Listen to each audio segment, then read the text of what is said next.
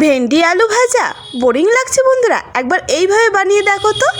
এইভাবে ভেন্ডি আলু ভাজা থাকলে কিন্তু আর অন্য কিছু কেন, কোনো দিন ভেন্ডি আর আলুটাকে বোরিং লাগবে না। এই ভেন্ডি ভাজা থাকলেই কিন্তু সবার মুখে হাসি থাকবে। ভেন্ডি আলু ভাজাটা কীভাবে বানালাম সেটাই তোমাদের সাথে শেয়ার করতে চলে আসলাম বন্ধুরা। সবাই পুরো ভিডিওটা দেখতে থাকো, আশা করছি খুব ভালো লাগবে, খুব পছন্দ হবে তোমাদের। তো চলো আজকে এই রেসিপিটা আমি খুব সহজে কীভাবে বানালাম সেটাই তোমাদের সাথে শেয়ার করতে চলেছি। তো প্রথমেই নিয়ে নিয়েছি ভেন্ডি, একদম টাটকা ভেন্ডি পেয়ে গেছিলাম বাজারে গিয়ে। টাটকা ভেন্ডি দেখে লোভ না সামলাতে পেরে নিয়ে নিয়েছি।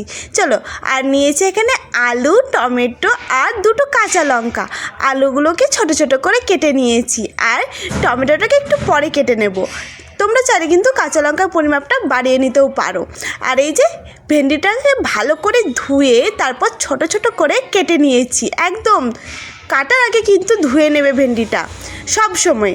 তো দেখো এদিকে কড়া তো বসিয়ে দিয়েছি, কড়া গরম হয়ে যাওয়ার পর ওর মধ্যে দিয়ে দিয়েছি সর্ষের তেল। সর্ষের তেলটা গরম হয়ে গেলে দিয়ে দিয়েছি বেশ খানিকটা গোটা জিরে, সাদা জিরে দিয়েছি। জিরেটা ভালো করে ভেজে আগে দিয়ে দিলাম আমি আলুটাকে আগে ভেজে নেব। গ্যাসের ফ্লেম লো রেখে কিন্তু আলুটাকে ভেজে নেব। একটু নাড়াচাড়া দিয়ে দিলাম। চলো একটু ঢাকা দিয়ে রেখে দিই যেন ভাজতে ভাজতে সেদ্ধটা হয়ে যায়, একদম যেন আমাদের টাইমটা বেশি না বলে একবারে ছেড়ে দিলে হবে না বন্ধুরা, মাঝে মধ্যে ঢাকা খুলে আবার নাড়া দিয়ে নিতে হবে। তো আমি মাঝে একবার ঢাকা খুলে নাড়া দিয়ে কিন্তু আবারও ঢাকা দিয়ে দিয়েছিলাম।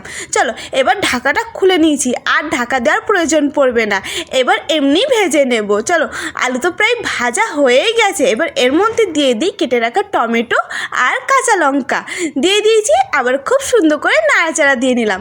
এবার দিয়ে দেব কেটে রাখা ভেন্ডি আলু, এবার একসাথে খুব সুন্দর করে ভেজে নেব।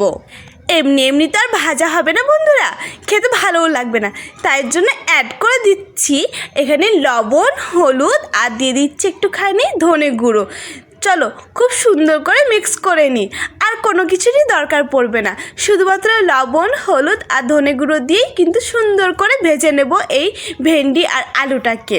গ্যাসের ফ্লেমটা একদম স্লো রেখে কিন্তু ভেজে নিই। চলো বন্ধুরা আবার একটুখানি ঢাকা দিয়ে রেখে দিই, যাতে খুব সুন্দর করে ভাজাটাও হয়ে যায় আর খুব তাড়াতাড়ি সেদ্ধও হয়ে যায়। তো ঢাকা খুলে নিয়েছি, দেখো খুব সুন্দর করে কিন্তু তেল ছেড়ে আসছে। আরও কিন্তু ভাজতে হবে, এখনও ভাজা কমপ্লিট হয়নি। গ্যাসের ফ্লেমটা লো রেখে কিন্তু এই ভেন্ডি আলুটাকে ভেজে নিচ্ছি। ভেন্ডি খাওয়া তো ভীষণ উপকারী, তোমরা তো সকলেই জানো বন্ধুরা। আর ভেন্ডির সাথে আলু থাকলে আরও জমে যায় জানো, শুধু ভেন্ডিও বেশ ভালোই লাগে।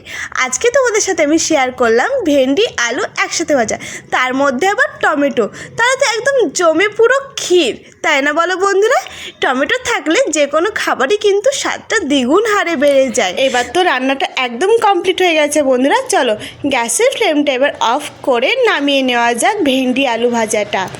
চলো গ্যাসের ফ্লেমটা অফ করে নামিয়ে নিচ্ছি একে একে।